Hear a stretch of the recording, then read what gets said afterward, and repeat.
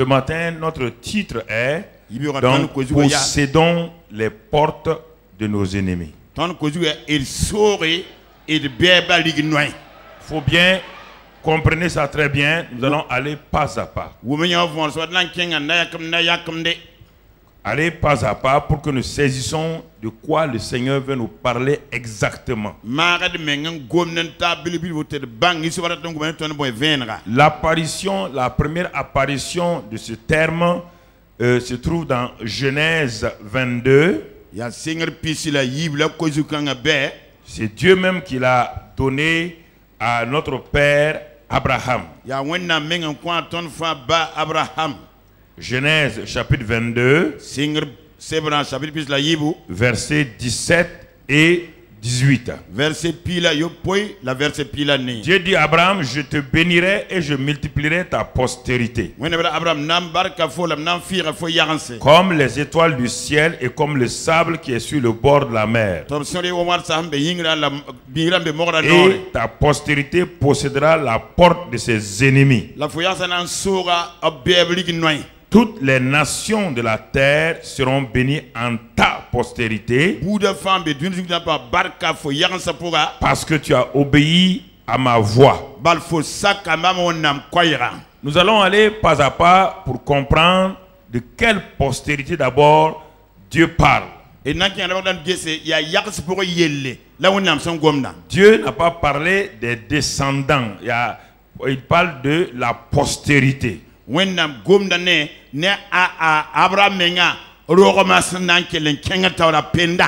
ne parle pas dans un premier temps ici de la postérité physique d'Abraham. Parce qu'ici, Abraham vient de poser un acte pour que nous comprenions de quelle postérité Dieu parle.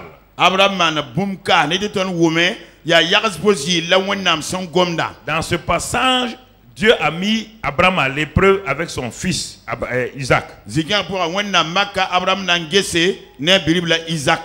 Et ce fils unique, il a eu de Sarah. Et Dieu dit, puisque tu m'as pas, tu m'as pas refusé ton fils, ton unique,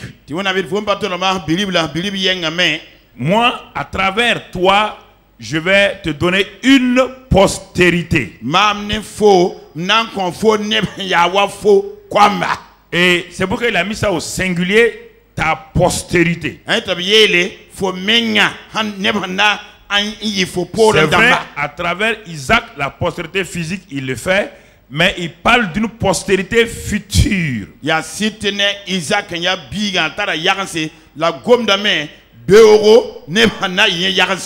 Toutes les nations de la terre seront bénies en ta postérité, mais ce n'est pas en Isaac que nous sommes bénis. Non. Mais c'est dans sa postérité au singulier que nous sommes bénis.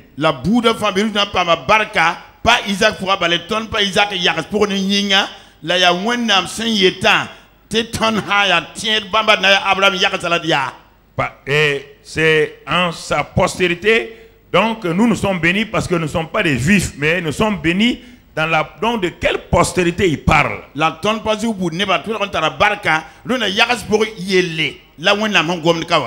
Alors, allons dans Galates 3, verset 16. Galates 3, verset 16. Or, les promesses ont été faites à Abraham et à sa postérité. Il n'est pas dit et aux postérités. Comme s'il s'agissait de plusieurs. Mais en tant qu'il s'agit d'une seule et à ta postérité, c'est-à-dire à Christ. Donc, ici, depuis Genèse là, 22, ici, la postérité d'Abraham, c'est Jésus-Christ. Et c'est en cette postérité Jésus-Christ que toutes les nations de la terre sont bénies. Y compris les Isaac. les descendants de la chair, y compris nous qui ne sommes pas descendants de la chair d'Abraham. Donc, en Jésus-Christ, donc tout est réuni et nous sommes bénis donc en Jésus-Christ. Alors, cette postérité qui s'appelle Jésus-Christ là, et nous allons voir, et c'est à elle que Dieu dit que cette postérité là va posséder la porte de ses ennemis.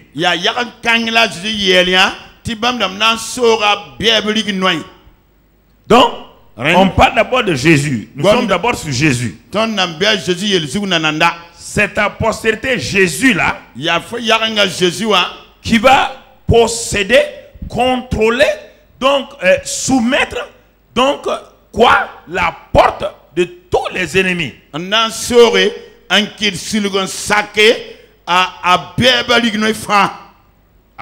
Comprenons très bien. Donc, c'est pourquoi on parle de la porte de ses ennemis à Jésus. Et comment il l'a fait? Apocalypse 1, versets 17 et 18. Apocalypse 1, verset 17. Quand c'est Jean qui voit Jésus dans sa gloire, Jean dit: quand je vis Jésus, je tombais à ses pieds comme mort. C'est le Jésus glorifié. Et Jésus posa sur moi sa main droite en disant: ne crains point, je suis le premier et le dernier, et le vivant.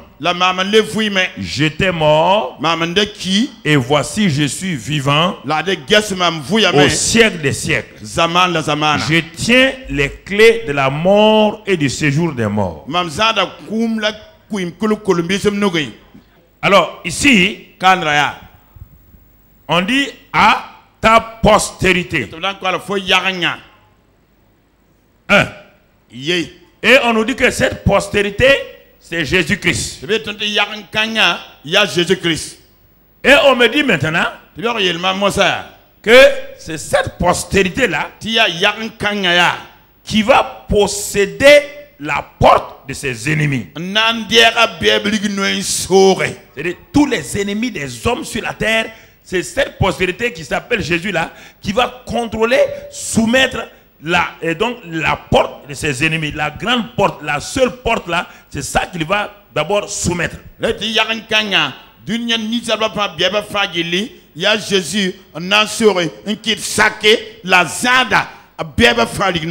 Et quand Jésus apparaît à Jean dans Apocalypse, il dit: c'est vrai, c'est moi la postérité. Je suis le premier et le dernier. J'étais mort et je suis vivant.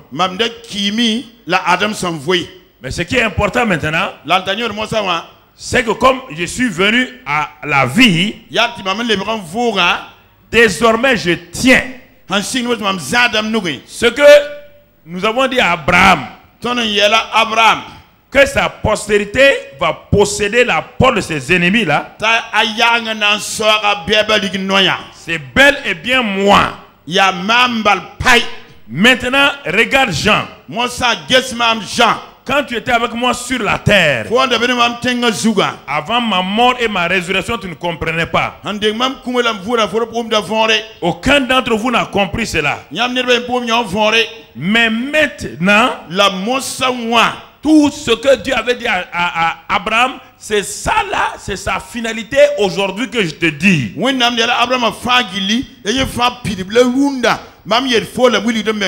Maintenant que je suis mort et je suis devenu vivant, je tiens les clés de la mort et du séjour des morts. Donc, je contrôle cette porte-là qu'on appelle la mort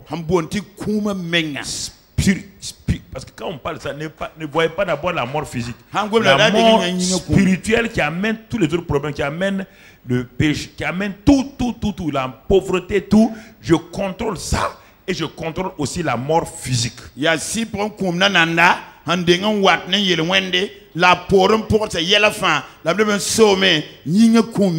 c'est cette porte-là à travers laquelle les ennemis et l'ennemi principal, c'est parce que Adam et Ève ont ouvert cette porte-là qu'ils ont donné accès à Satan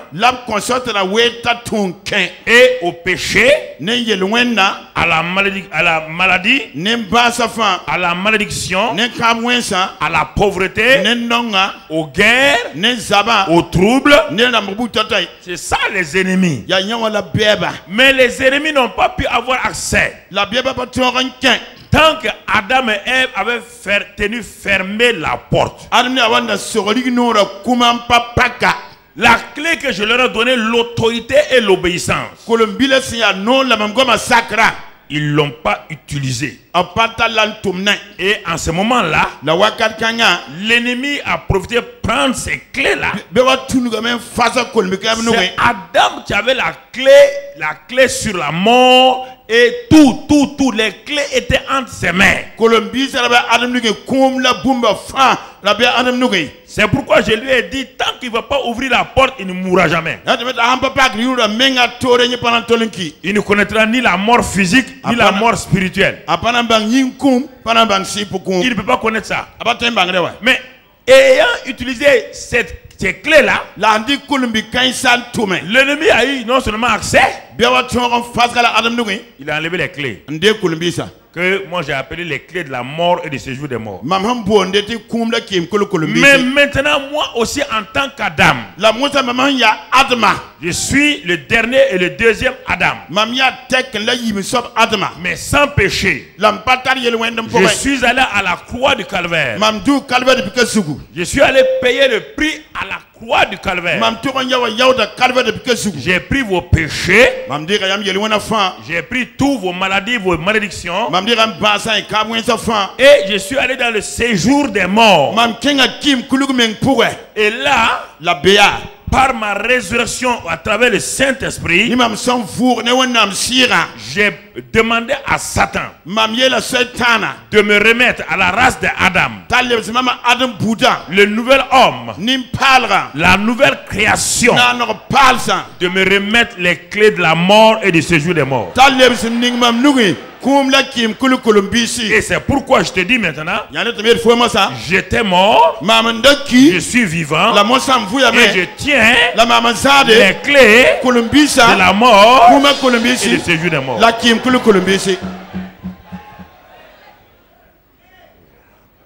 Mais qu'est-ce qu'il va en faire?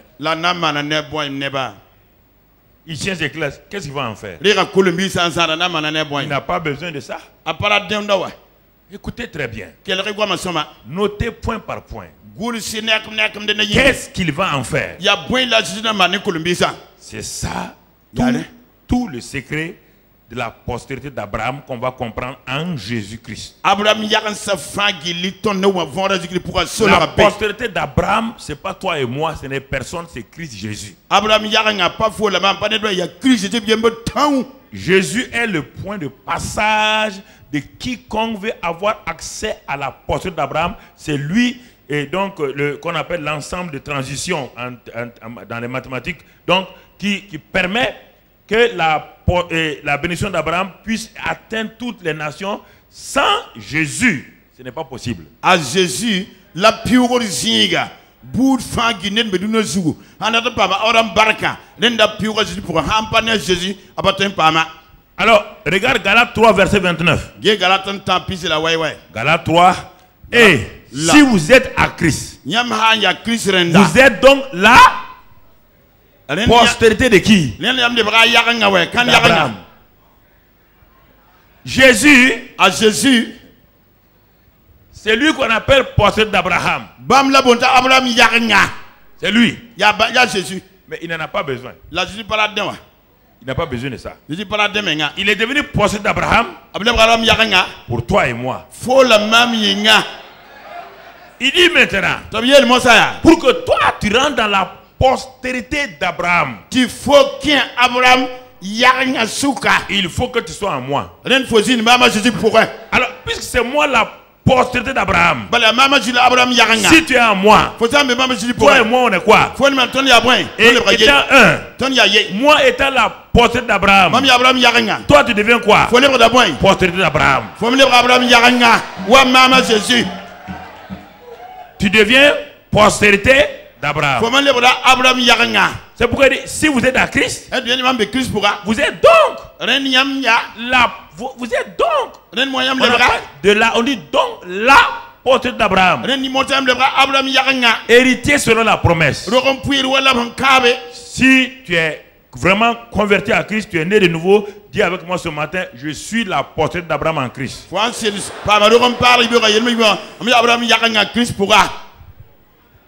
C'est important, frère. Par la postérité d'Abraham en Christ. Mon frère, ma soeur, si tu la comprenais, c'est pourquoi les disciples ont compris ça. Ils n'ont jamais été vaincus. Ils n'ont jamais été vaincus. Paul dit, parfois nous étions harcelés par Satan, comme si notre arrêt de mort était signé. Mais chaque fois nous sommes sortis et nous avons été plus que vainqueurs. Si nous comprenons que nous sommes de la postérité d'Abraham, frères et sœurs, les choses sont finies. Les chrétiens n'ont pas compris ça. Quand ils parlent du Dieu d'Abraham, d'Isaac et de Jacob, ils parlent de la postérité naturelle. Ils oublient que c'est eux-mêmes qui sont la postérité d'Abraham en Christ. Tous les jours, les gens parlent de Dieu d'Abraham, d'Isaac et de Jacob. Il est ton quoi? Il est ton oncle? Il est ton grand-père? Je pose la question, il est ton grand-père? Dis non. Voilà.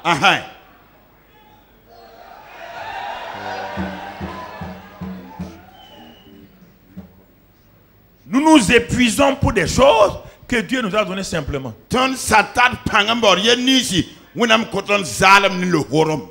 Dieu nous a donné. Dès le moment où tu es en Christ, tu es la postérité d'Abraham et tu es héritier, co-héritier avec Christ. Mais tu ne sais pas. Tu ne sais pas gérer ça maintenant. Tu peux être un héritier qui gère mal. La plupart des chrétiens sont des héritiers mais mauvais gestionnaires. Pratiquent la mauvaise gouvernance. Détruisent les biens que Dieu leur a donnés. Comme le fils prodigue. Il a pris les biens de son père. Il est parti tout détruire.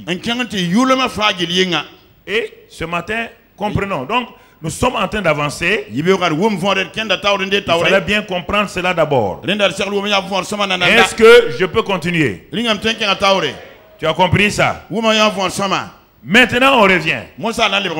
Qu'est-ce que Jésus va faire de tout ça?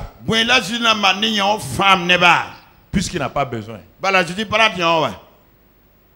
Pourquoi il a eu tout ça? Pourquoi il a fait tout ça? Toi, tu laisses ce que Jésus tient et tu es en train de prier ailleurs. Mais d'abord, il faut d'abord être sûr. Ça, c'est le premier élément dont tu dois être sûr.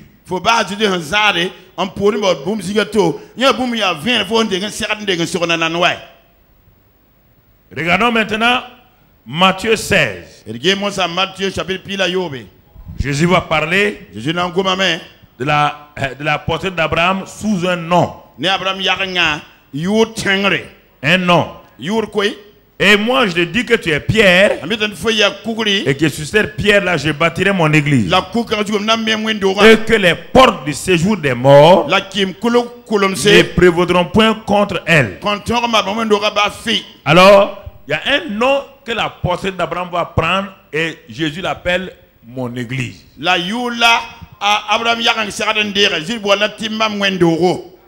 Il dit mon église. Mam église. C'est-à-dire mon corps. Et maman Jésus yinga. Mon ecclésia, c'est-à-dire mon petit sénat personnel. Ma meng sénat bila.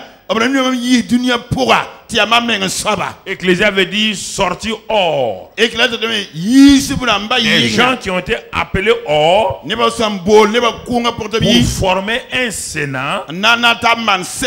Parce que César avait son sénat. C'est pourquoi Jésus n'a pas dit l'église, dit mon église. Parce que César avait son église. Le mot église n'est pas un mot religieux, c'est un mot grec. Et les Grecs n'étaient pas des chrétiens. Ça veut dire ecclésia. Les Juifs ont inventé le terme et les Romains l'ont appliqué. L'empire grec a été l'empire de la connaissance, de la sagesse, de la révélation, des mathématiques, de la philosophie. Mais ils n'ont pas pu l'appliquer. Les Romains ont pris tout ça et ils l'ont appliqué à Rome et ont envahi le monde entier.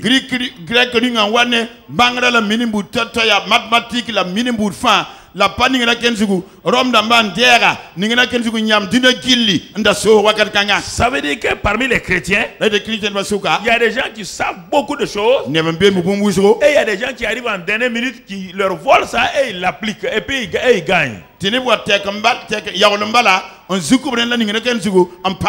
Tous les philosophes, tous les Grecs, les Socrates, regardez les Pythagore, regardez tout ce que vous avez appris.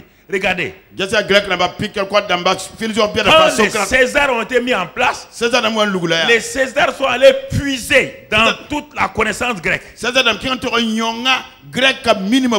Ils ont pris ça, ils sont venus appliquer à Rome et ils ont envahi le monde. Personne ne peut envahir le monde, spirituel comme physique et tout. Si tu ne prends pas les connaissances et tu ne les appliques pas, toute science qui n'est pas appliquée est zéro. Toute science qui ne va pas en termes de science appliquée n'est utile à personne. Toute connaissance spirituelle, que tu as des versets bibliques et que tu ne peux pas l'appliquer à chaque aspect de ta vie, alors c'est du vent pour toi, c'est du vent. Tu ne réussiras jamais. Les Grecs ont cité des grandes paroles et Rome les a appliquées. Rome a dominé. C'est ça la plupart de vos problèmes. C'est-à-dire que vous connaissez les versets bibliques, mais vous ne savez pas les appliquer. Et alors vous sortez tout le temps dans la défaite. Défaite, défaite, défaite, défaite, défaite, défaite.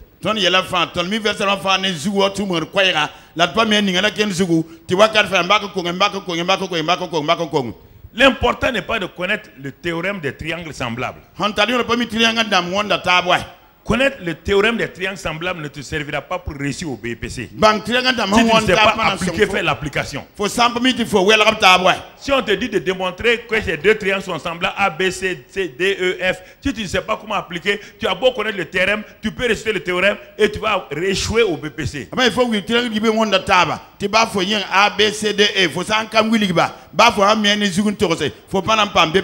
Donc les règles sont bonnes. C'est leur application qui vous donne le succès.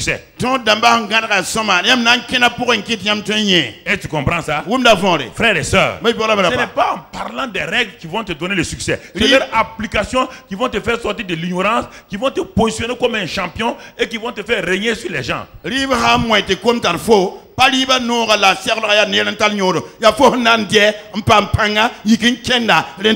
C'est pourquoi Jésus dit ici, il dit, bon, je suis la pensée d'Abraham. Jean, les clés sont avec moi. Mais c'est pour qui? Il dit dans Matthieu 28 que tout pouvoir m'a été donné dans le ciel et sur là. Est-ce qu'il amène les clés au ciel? Est-ce qu'il y a la mort au ciel? Est-ce qu'il y a le séjour de mort au ciel? Est-ce qu'il a amené les clés au ciel? Qu'est-ce qu'il va aller faire à des clés au ciel, la clé de la mort, le séjour des morts, alors qu'au ciel, il n'y a pas la mort et le séjour des morts.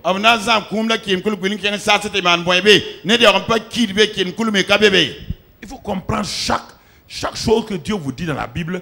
Il faut que, quand on vous le dépouille, il faut bien comprendre. N'essayez pas, parce qu'il y a beaucoup de gens qui ne font pas des percées, et parce qu'ils n'arrivent pas à dépouiller les choses. C'est-à-dire qu'ils restent au même endroit, ils tournent en rond. Écoutez-moi. C'est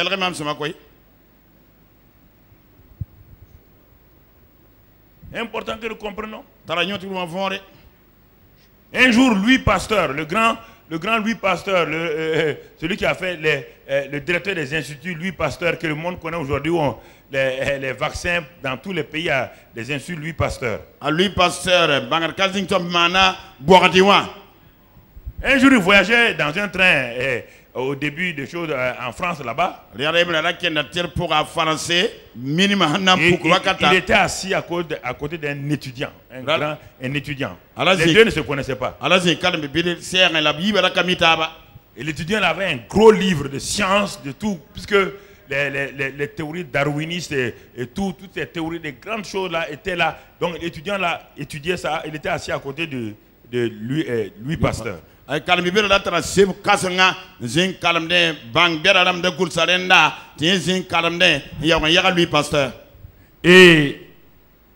à un moment donné, il a jeté un regard sur ce que Louis Pasteur lisait. Il a vu que Louis Pasteur lisait la Bible.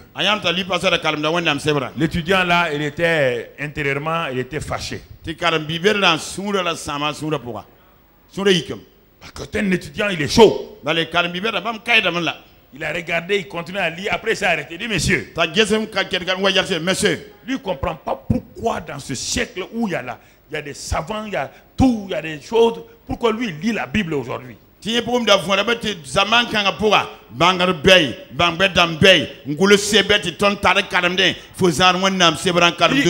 regardez mon livre là. Si vous connaissez tout ce que la science dit là, vous n'avez pas lu ça. Lui, Pasteur, il a dit, ah bon, quelles sont les théories scientifiques que vous voulez appliquer? Il a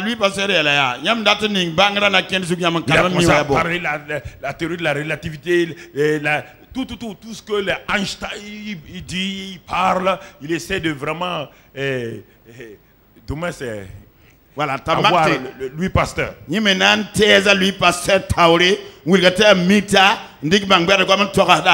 Louis Pasteur l'a écouté. Et je n'en sais bien. Et puis Louis Pasteur il a dit, mais quelle étude il fait? Il a dit, qu'est-ce qu'il fait? Mais quel est votre nom? Il a dit son nom. Après Louis Pasteur s'est tué.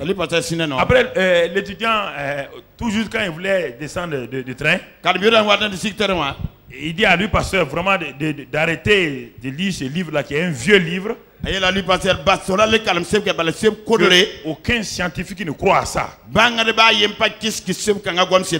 Et il a dit, bon, quel est votre nom? Louis Pasteur a dit, professeur Louis Pasteur, directeur des instituts Louis Pasteur. Professeur Louis Pasteur, directeur, président, propriétaire, institut Louis Pasteur. Écoutez, quand il a dit ça, le jeune homme là, son livre, il est tout.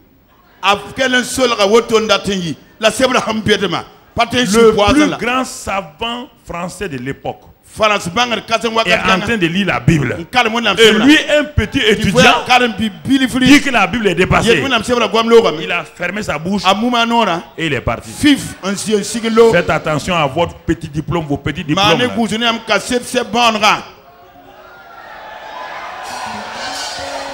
Sinon, vous serez ridiculisé quelque part, honni quelque part. Lui, pasteur, lit la Bible, oui.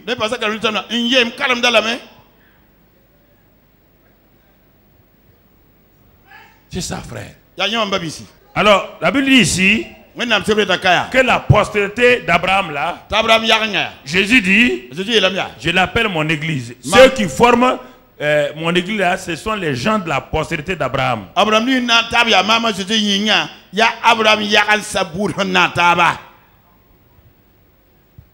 Donc, nous sommes tous la postérité d'Abraham. Mais maintenant, cette postérité-là, Jésus, pour qu'on comprenne, il va dire à Pierre, Pierre, tu as bien compris? J'ai dit que je suis sur cette pierre-là. Parce que quand il utilise les deux mots Pierre, il parle de deux, il fait un jeu de mots. Et en grec, c'est différent. En grec, il parle de Pétro et Pétra. Il parle du rocher et de la petite pierre vivante qui se trouve dans le rocher. Il dit, sur ce grand rocher de la révélation, je veux bâtir mon église. Il n'a pas dit qu'il va bâtir son église sur Pierre. Les gars qui vont le trahir, il va construire son église sur Pierre. Pierre n'est ni converti. Il est instable. Ça n'a rien à voir. Mon ami. Il n'est pas converti. Il n'est pas converti. Non, tu comprends? Et il continue. Il dit, sur cette pierre, c'est-à-dire que la pierre vivante là,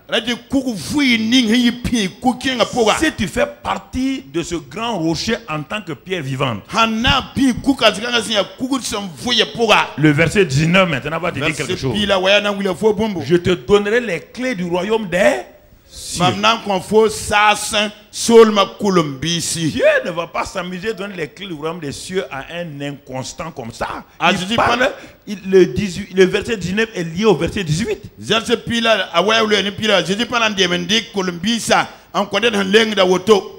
Et c'est ça qui fait l'erreur. Il n'est pas converti. Il n'est pas converti. Et il va trahir Jésus. Comment Jésus va donner... Il dit, désormais tu vas t'appeler Pierre. Tu vas être une pierre. Appartenant au grand roi. C'est pourquoi Pierre dans son épître dit que nous sommes des pierres quoi? Vivantes. Il dit que nous sommes des pierres vivantes. Maintenant quand il a reçu le Saint-Esprit, il a compris le sens.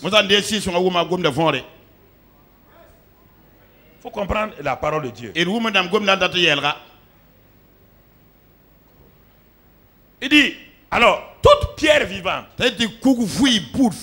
qui fait partie du grand rocher recevra les clés du royaume des cieux. On parle à toi et à chacun, tout chrétien qui nous suit maintenant, on parle, tu es né de nouveau, on te parle à toi. Que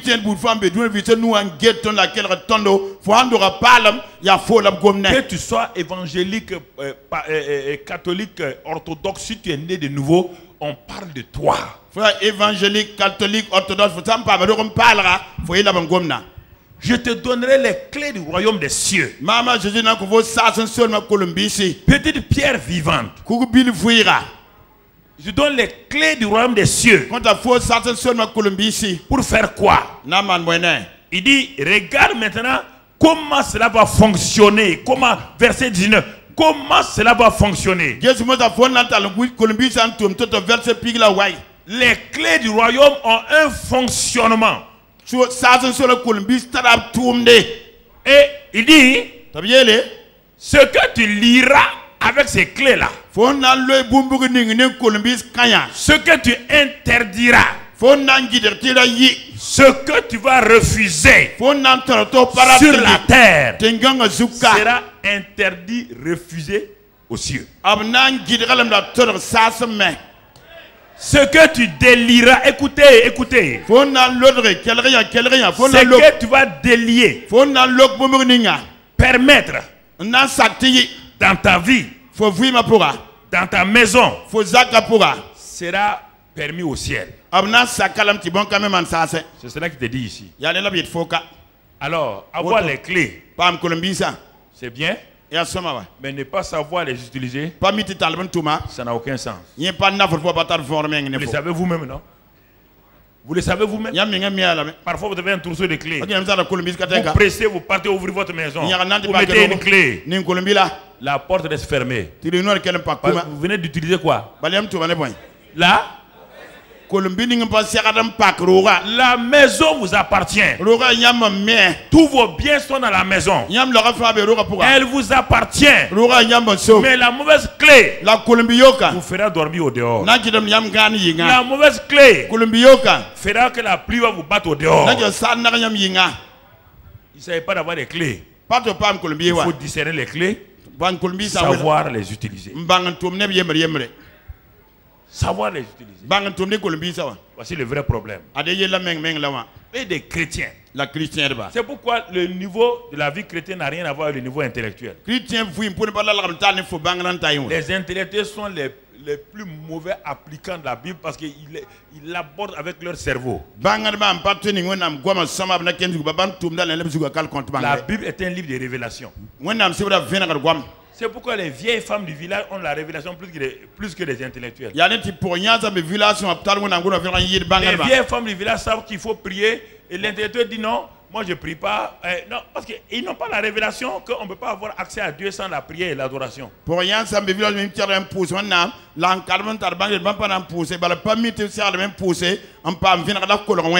Alors, frères et sœurs, donc tu vois, on est en train d'avancer pas à pas. Pas à pas. Et ce matin, nous allons voir les différentes portes que l'ennemi a dressées contre la postérité d'Abraham, contre le peuple de Dieu.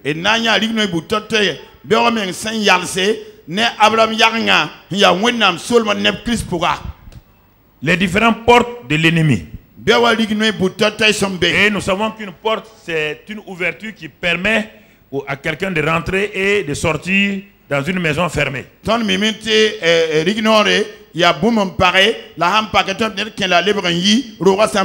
Nous allons voir trois portes principales ce matin que l'ennemi utilise. C'est-à-dire trois points d'accès, trois manières de vouloir accéder à la vie des chrétiens.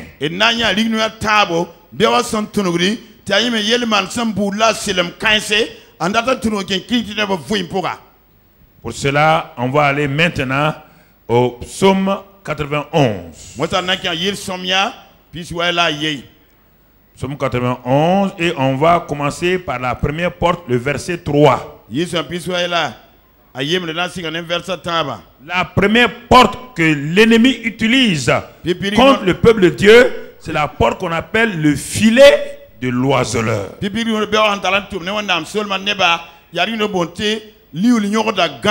L'ennemi, sachant qu'il lui reste peu de temps, déploie toutes ses énergies sous toutes ses formes.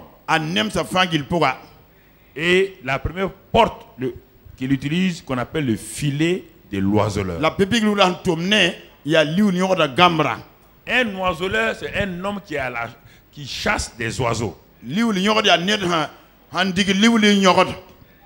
ne les tue pas avec des lance-pierres, ni avec des fusils, ni avec des flèches, mais il a un filet, un piège qu'il met, et il met des choses dans ce filet-là qui vont attirer l'oiseau. C'est l'oiseau même qui vient se jeter dans le filet. Hop, il est pris.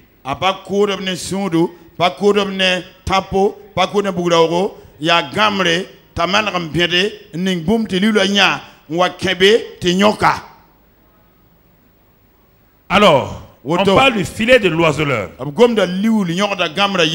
Il dit, Dieu va te délivrer du filet de l'oiseleur. On va s'arrêter là-bas d'abord. C'est la première porte, on va venir sur la suite après.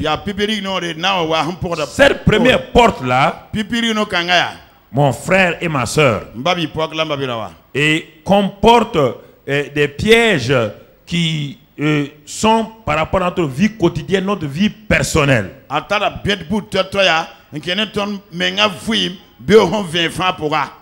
Alors, l'ennemi sait que s'il arrive à te créer des problèmes dans ta vie personnelle, tu es déjà affaibli.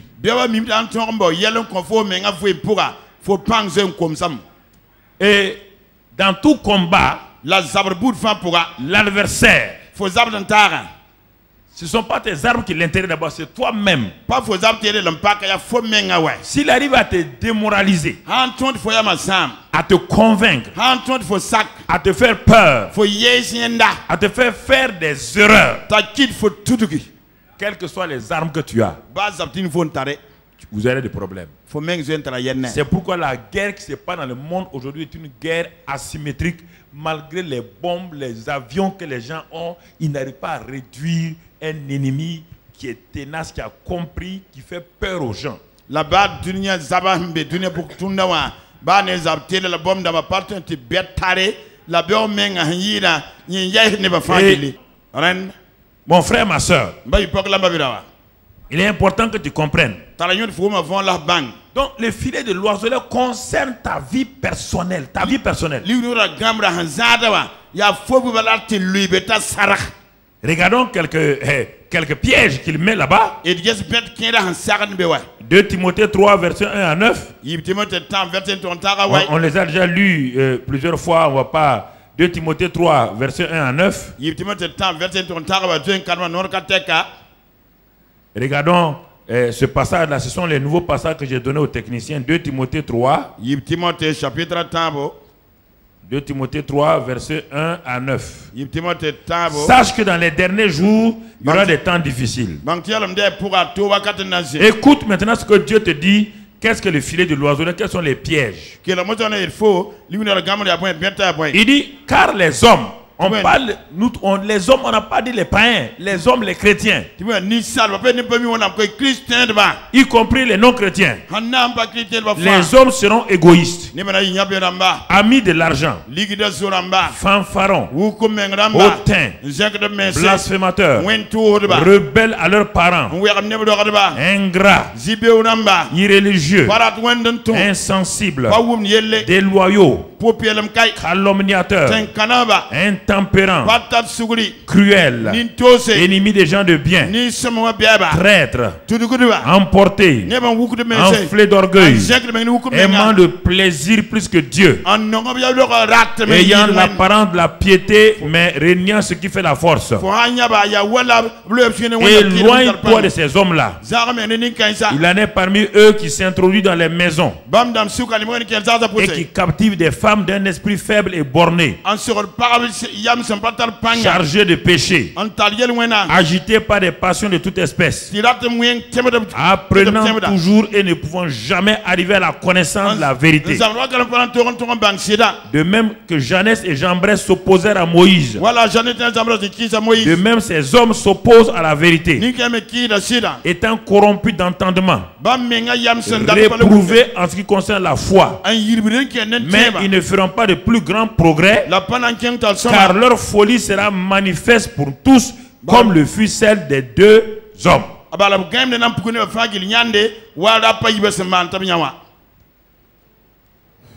Tu viens d'entendre la liste. Tu viens d'entendre la liste des filets de l'oiseleur. Et tu te reconnais là-dedans. Dieu dit, si tu veux posséder les portes des ennemis, d'abord apprends à reconnaître quelles sont les portes de tes ennemis. Quand tu vas les reconnaître,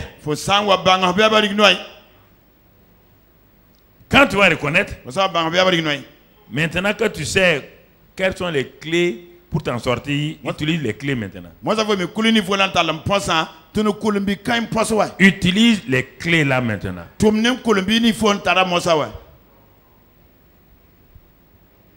Et regarde, il te dit que dans les derniers temps, il y aura des temps, difficiles. Nous sommes dans ça et parfois les chrétiens sont inconscients qu'on est dans ce temps-là et ils pavanent et quand ils lisent la Bible, ils n'aiment pas lire ces passages. Ils aiment lire des passages qui font plaisir à leur chair. en karam den sekle mais pas non karam nyaw ba karam wonam sebna ya hanno ba mi ngala to karam da.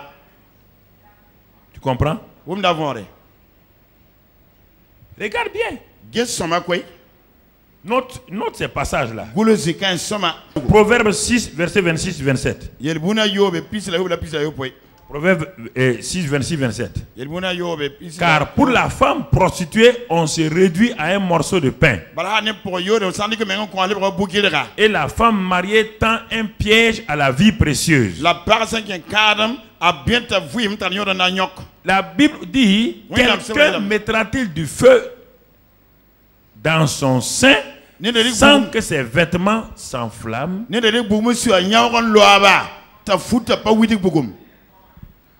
Dieu pose la question.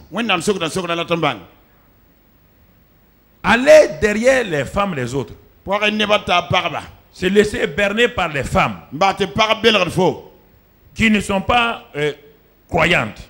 Par exemple, je prends des garçons, la femme n'est pas croyante, elle n'est pas chrétienne, convertie. Mais toi tu es dans la solitude. Parce qu'une femme s'est présentée à toi, ou bien l'inverse, toi tu es dans la solitude, ma soeur.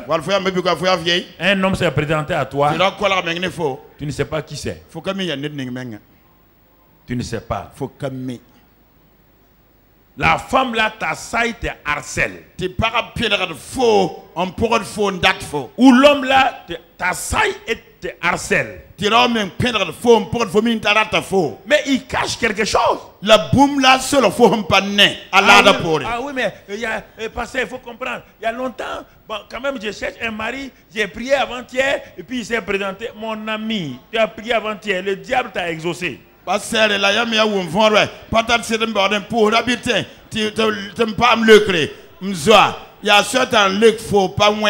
le diable sait que tu es trop pressé. Actuellement là, tu es trop pressé, tu veux n'importe quel homme seulement. C'est pourquoi il a envoyé celui-ci. C'est pourquoi il envoie celle-là, celle-là. Tu penses qu'elle va te faire sortir de ta solitude. C'est le plus grand piège. Comment un homme va se conserver, une femme va se conserver et brusquement, un seul acte de plaisir, tout le reste de ta vie est détruit. Il faut réfléchir. Il y a quelqu'un qui est derrière toi.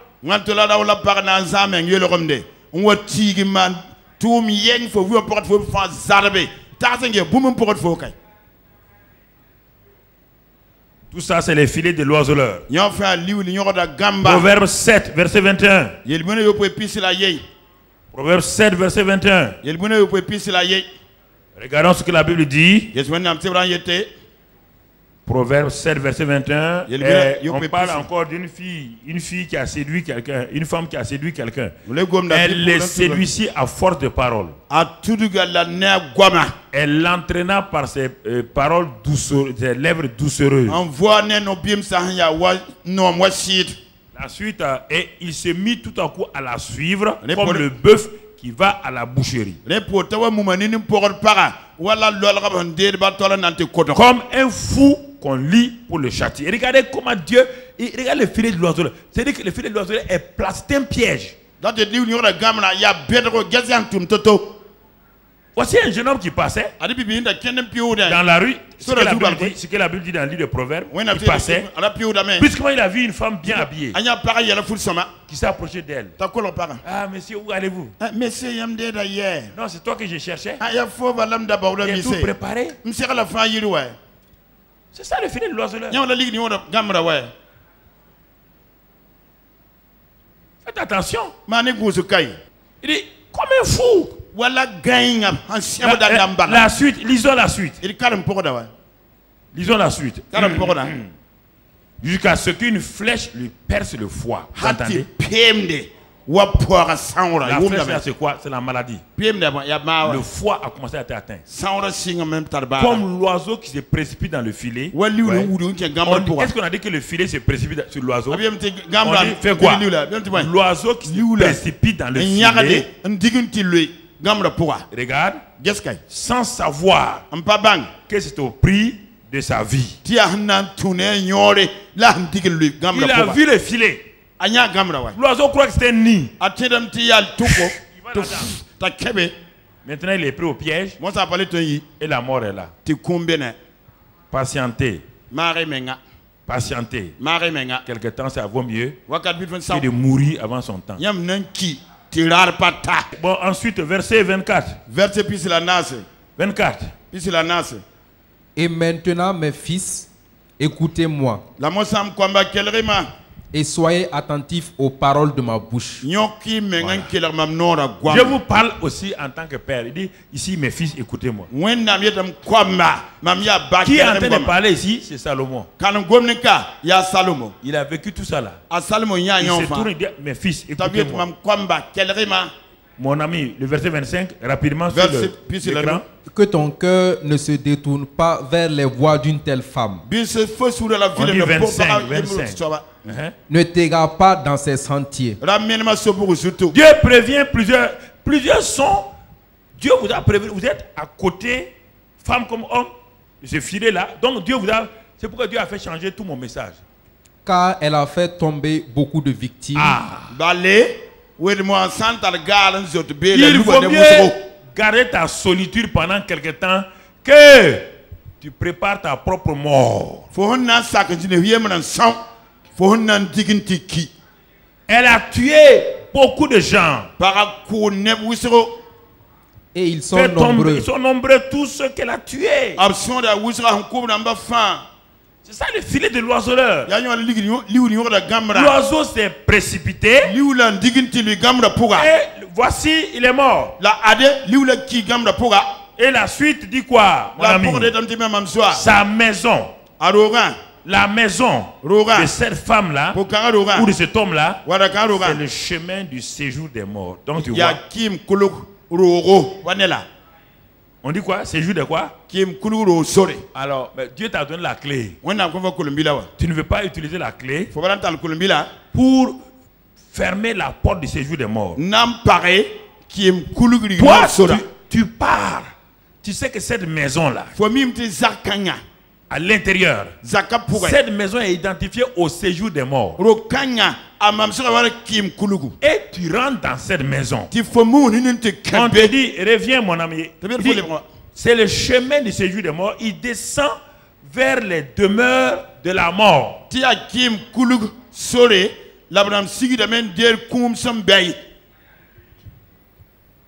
Il descend. Voici les filets de l'oiseleur. Proverbe 12, verset 13.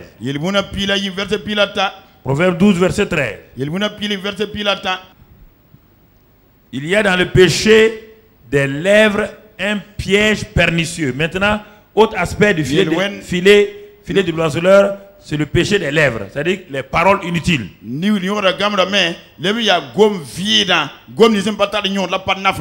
Ce n'est pas seulement les péchés d'impureté sexuelle qui tuent. Même aussi, le filet de l'oiseleur, c'est quand tu ouvres tes lèvres au hasard, tu parles au hasard. Il y a dans le péché des lèvres un piège pernicieux. Un piège pernicieux. Les lèvres là, ça peut être le filet de l'oiseleur. Toi-même, tes lèvres deviennent un filet, tu te mets là-dedans. Il dit, mais si le juste qui se retient là, c'est tire de la détresse. La fomenga, train libérateur, la wenda mniti dengan sorada menga pa gom niare, yenda yida meng sun sama pourra. 1 Timothée 3, maintenant verset 6 et 7. Dans le Timothée, nous sommes en train de parler du filet de l'oiseleur. 1 Timothée 3, verset 6 et 7. Il ne faut pas écouter autre chose. Le filet de l'oiseleur peut être quoi? L'orgueil. Et quand on dit l'orgueil, ça ne veut pas dire que la personne se prend moi je suis orgueilleux, non. On dit que quiconque veut être évêque, ici on parle d'évêque, ça veut dire surveillant. Quiconque veut être responsable dans une église, qui veut faire beaucoup de choses dans une église, la Bible dit il ne faut pas qu'il soit un nouveau converti, il faut que vous compreniez ça.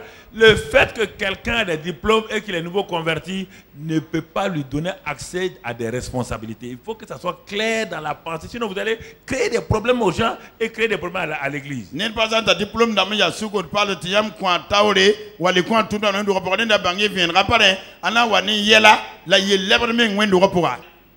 Il ne faut pas qu'il soit un nouveau. Il faut que vous appreniez à dire la vérité aux gens.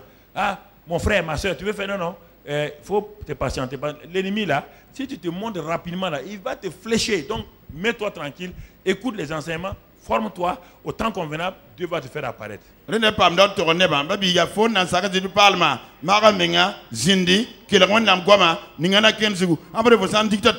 que le diable recule devant le nouveau converti pour qu'il réussisse. Le diable est un stratège. Quand le nouveau converti veut faire les choses, il dit au démon, laissez-le venir. Succès ici, succès ici, succès ici. Tout le monde parle de lui. Ces frères-là, il fait ceci ou cela. Jusqu'au moment où il va arriver à un endroit, il dit, l'orgueil va commencer à sortir. Comme il va tomber, est-ce qu'on a dit que c'est le diable qui va le faire tomber? Il va tomber lui-même dans le filet du diable.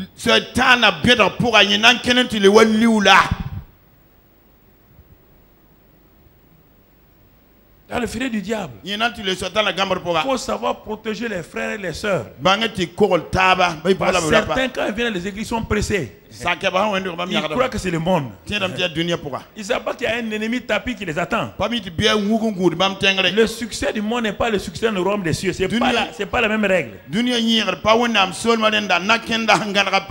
n'est pas la même règle. Donc, tu vois ici. Donc, le filet de l'oiseleur est composé de tout ça. Là.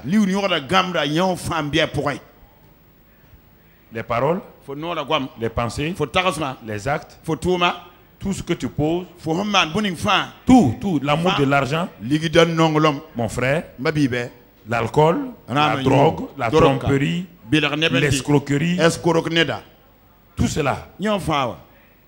Ça amène à quoi? À la mort, à la honte, à la prison. Ça amène à tout. Qui que tu sois. Dieu ne protège personne. La Bible dit veille sur toi-même. Veille sur toi-même. Veille sur toi-même. Et le dernier verset, quoi, c'est le verset? Non, on a déjà lu cela. Et il faut aussi qu'il reçoive un bon témoignage de ceux du dehors afin de ne pas tomber dans l'opprobre et dans les pieds du diable, le nouveau converti là. Voyez bien.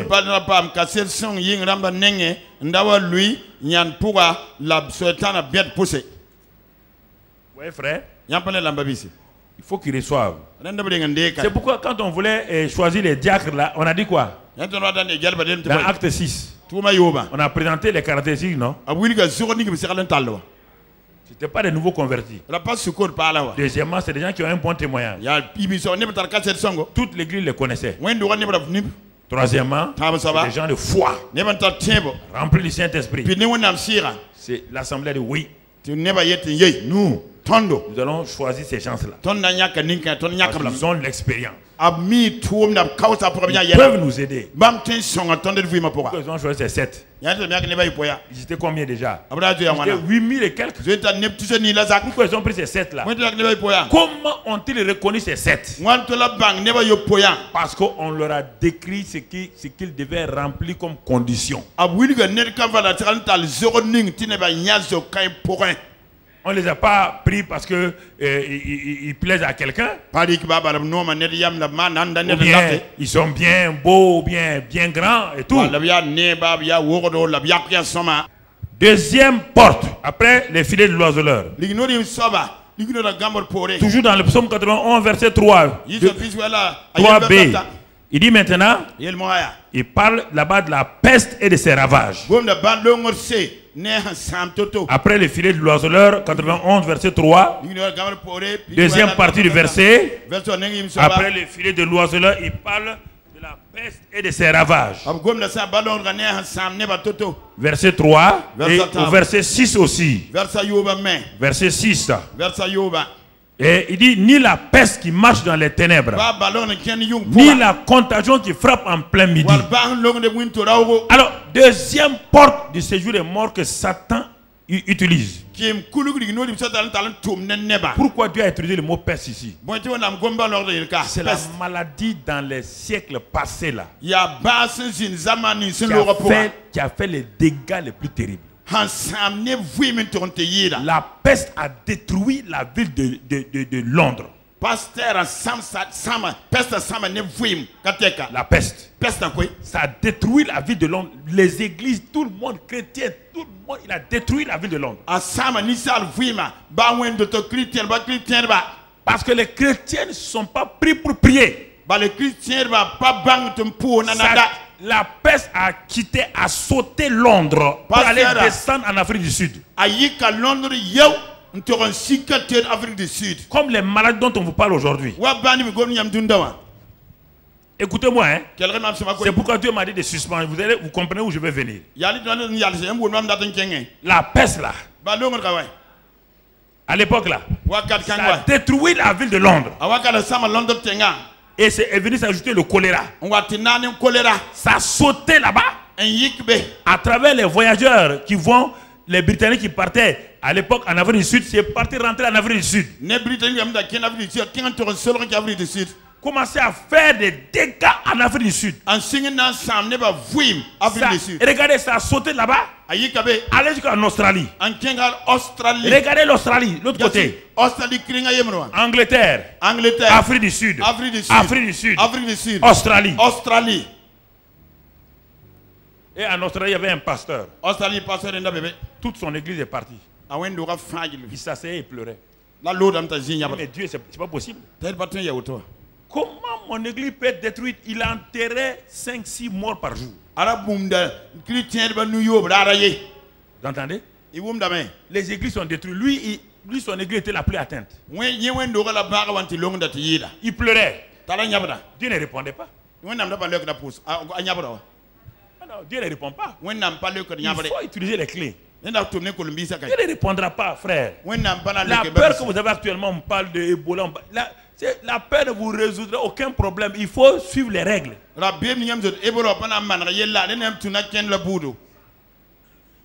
Écoutez-moi. Au moment où il était assis sur l'escalier de son église en train de pleurer, Dieu dit bon, tu continues de pleurer. Les pleurs, ce n'est pas une clé. Hein? Il dit, il faut même ouvrir ta Bible. Il ouvre la Bible. Et il voit Acte 10:38. Dieu a envoyé le Saint-Esprit de force. Jésus-Christ de Nazareth, qui allait de lieu en lieu, faisant du bien et délivrant tous ceux qui sont sous l'empire du diable, car Dieu est avec lui. Quand il a lu ça, le Saint-Esprit a commencé à chauffer son cœur. Lis, qu'est-ce qu'on dit? Tu vois l'ennemi ici qui est en train de détruire ton église? C'est l'ennemi. Et tes chrétiens ne sont pas conscients, toi tu n'es pas conscient. Tu n'es pas conscient. Au moment où il terminait ça, il a dit hey, Seigneur, c'est terrible. On vient l'appeler. 2 enfants viennent appeler. Pasteur, maman t'appelle. Quand il a couru pour aller, les 2 enfants d'une même maison étaient en train de mourir. Il a trouvé son propre diacre là-bas. Son diacre était un médecin. C'est pourquoi parfois je dis à nos médecins d'être intelligents. La médecine là, c'est pas Dieu. C'est un simple savoir. Au tombeau là, il y a au cimetière des tombeaux de médecins. Soyez intelligents, médecins du STBI. Voilà. Le médecin de l'église était un diacre du pasteur. Il sait qu'il n'a pas de médicament contre la peste. Il sait. Il n'y a pas de médicament. Il partait seulement pour assister à la mort des gens. Un médecin qui n'a pas de médicament, il est inutile.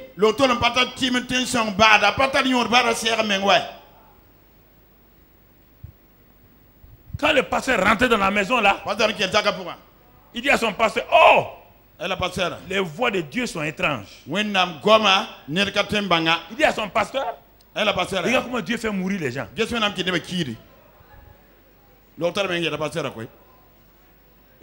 regarde, Regarde comment la bouche là, il y a les mousses là.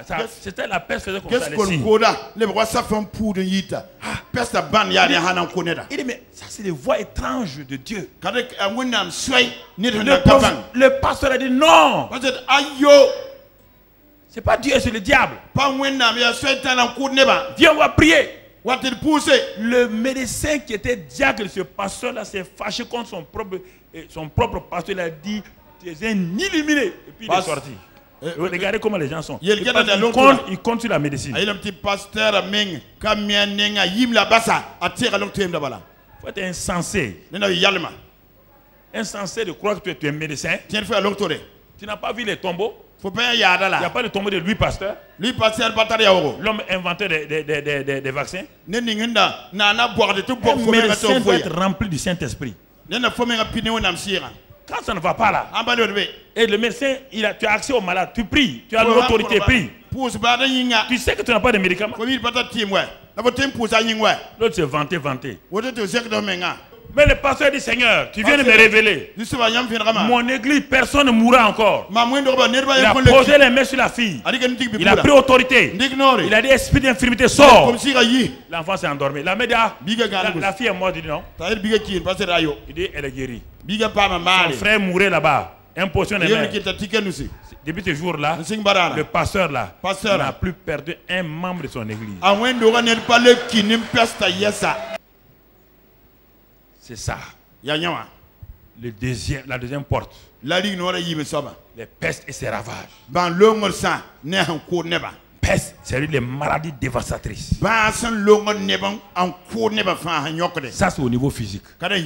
La deuxième porte. Quand Satan a vu qu'il ne peut pas placer des portes contre toi, le filet de l'oiseleur, il attaque le corps des gens maintenant. C'est notre filet. Il attaque les corps physiques avec des maladies. Troisième porte, on est là pendant, c'est pas aujourd'hui seulement, troisième porte, c'est le verset 5. Somme 91, toujours verset 5. Tu ne craindras ni les terreurs de la nuit, ni la flèche qui vole de jour. Reste sur ça. Tu vois le mot terreur? Terrorisme. Il y a terrorisme. Tu vois là? Les trois portes que l'ennemi a ouvertes contre l'Afrique de l'Ouest et le monde et contre l'Afrique de l'Ouest. Terreur, terrorisme. La flèche qui vole de jour, au lieu de mot flèche, les bombes. C'est la même chose. Même chose. Parce que le texte est adapté au temps. Il n'y a pas de bombe au temps. On dit qui vole de jour. L'insécurité est là. L'insécurité, c'est une des portes du diable. Parce qu'une nation, une région peut être dans la paix, dans le développement, si ces choses-là se développent.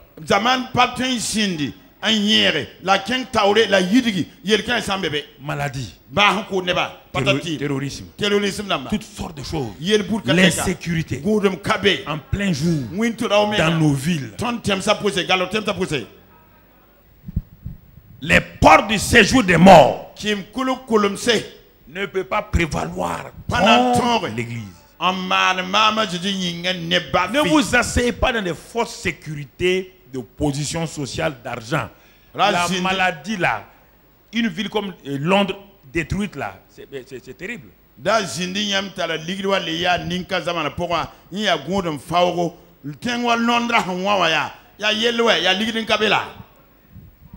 Alors qu'est-ce qu'on doit faire? Alors, il faut voir Dieu comme dit qu'il est. Dieu a dit que lui, que le voleur vient pour détruire, égorger et voler. Lui, il vient pour donner la vie abondante. Lui, il est là. D'abord, il faut qu'on le voit comme lui qui donne la vie abondante. La vie abondante. Lui, il donne la vie abondante.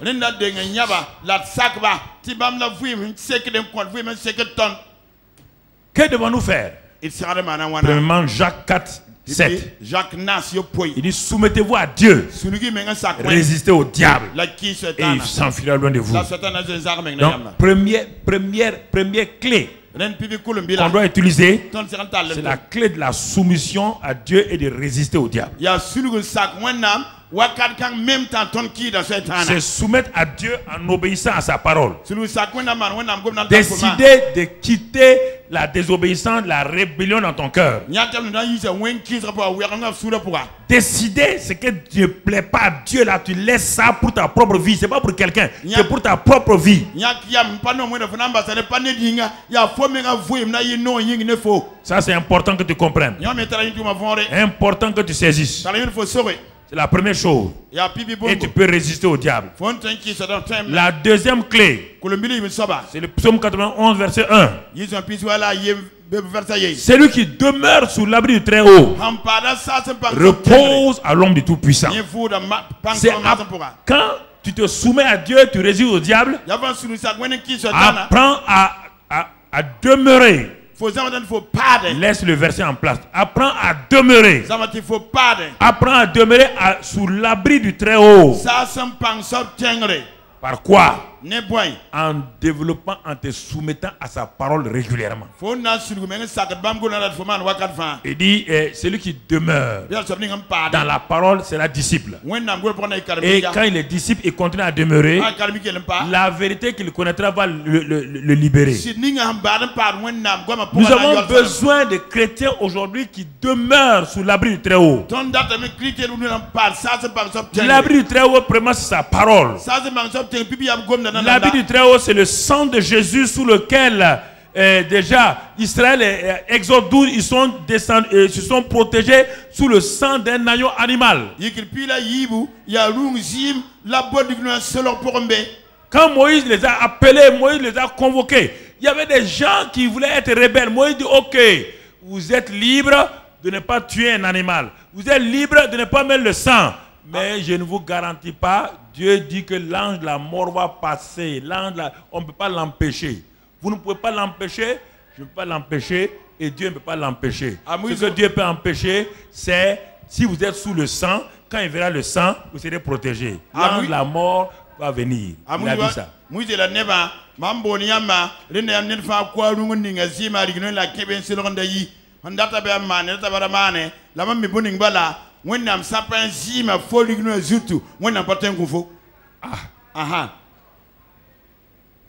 Demeurer sous sa parole. Plaider les mérites du sang de Jésus. On le verra pendant ces 30 jours. Rahab est demeuré sous le ruban rouge qui représente le sang. Elle a été sauvée, protégée et il n'y a pas eu la mort dans sa famille. Mon frère. Job. Tant que Job appliquait le sang, personne n'a été touché dans sa famille. C'est Dieu qui a donné la permission à Satan d'attaquer. Sinon, personne. Il était impossible. Job protégeait sa famille en pratiquant, donc il aspergeait le sang de Jésus et le sang de l'agneau.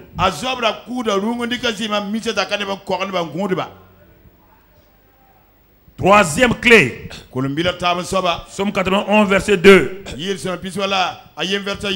Ce sont les paroles je dis.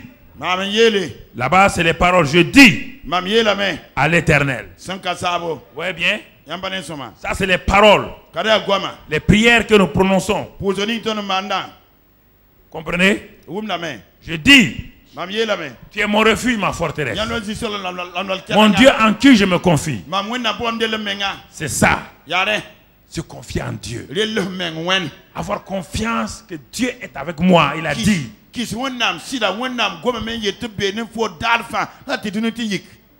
Premièrement, se soumettre à Dieu. Deuxièmement, développer une attitude de foi.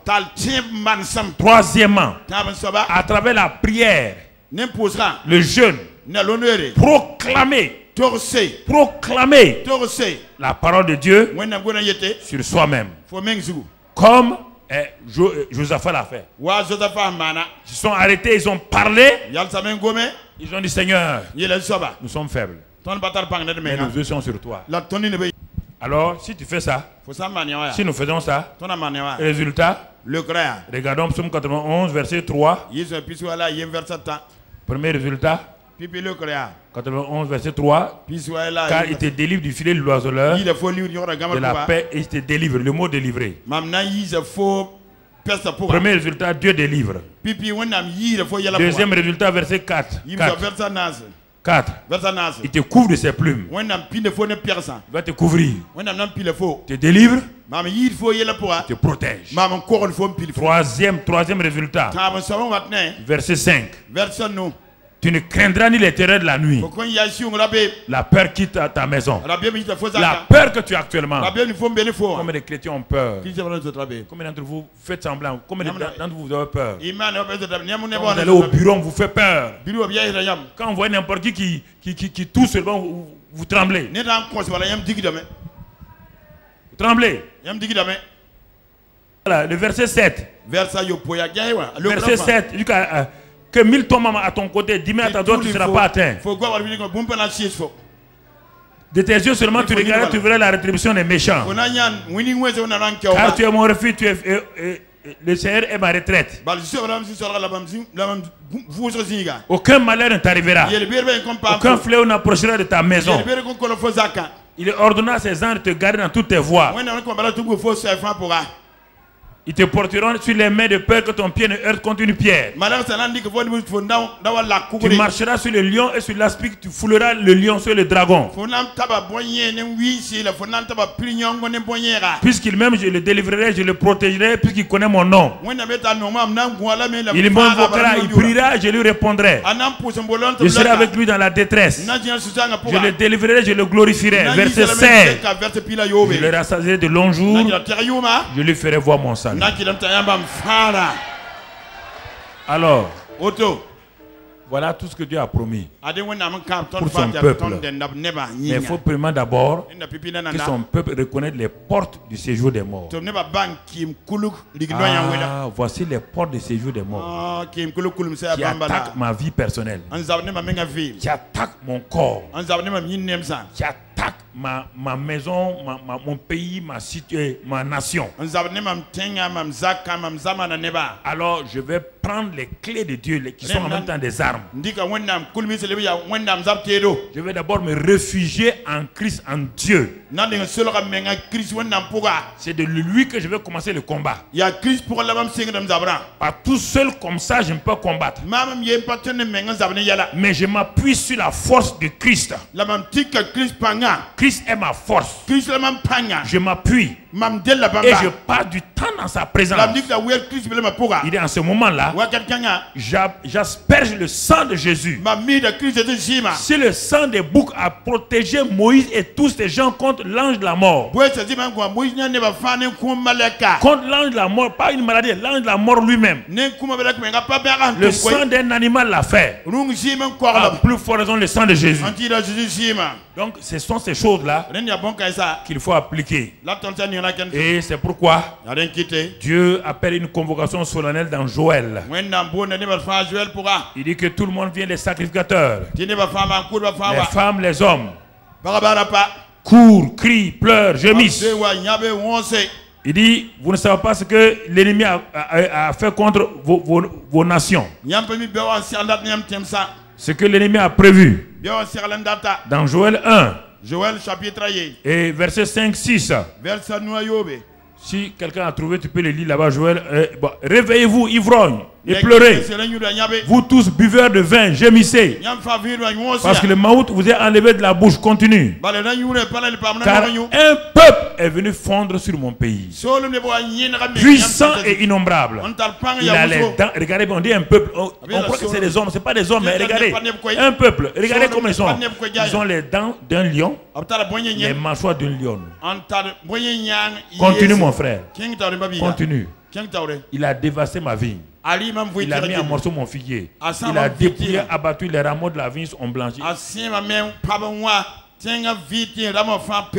Tout, si vous lisez tout Joël,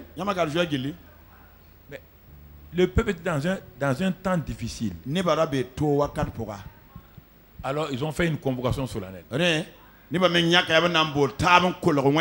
le peuple, y compris les sacrificateurs, ça c'est Joël 2. Joël 2 verset 1. Ils sont venus devant le trône de la grâce. Joël 2, verset 1. Ils sont venus devant le trône de la grâce. Et ils ont commencé à crier. Sonnez de la trompette en Sion. Faites-la retentir sur ma montagne sainte. Que tous les habitants du pays tremblent car le jour de l'Éternel vient car il est proche. Verset 12 maintenant. 12. Maintenant encore dit l'Éternel, revenez à moi de tout votre cœur. Avec des jeûnes, avec des pleurs et des lamentations. Continue. Déchirez vos cœurs et non vos vêtements. Revenez à l'Éternel votre Dieu. Car il est compatissant et miséricordieux, lent à la colère, riche en bonté. Et il se répand des mots qu'il envoie.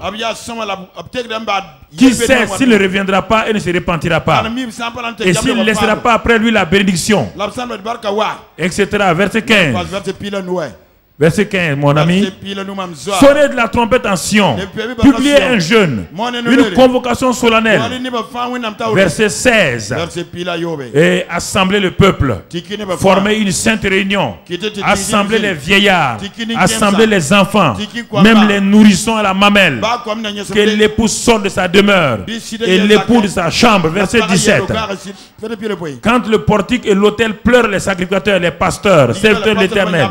Et qu'ils disent, Éternel, épargne ton peuple. Ne livre pas ton héritage à l'opprobre, aux railleries des nations. Pourquoi dirait-on parmi les peuples, où est leur Dieu? Où est leur Dieu?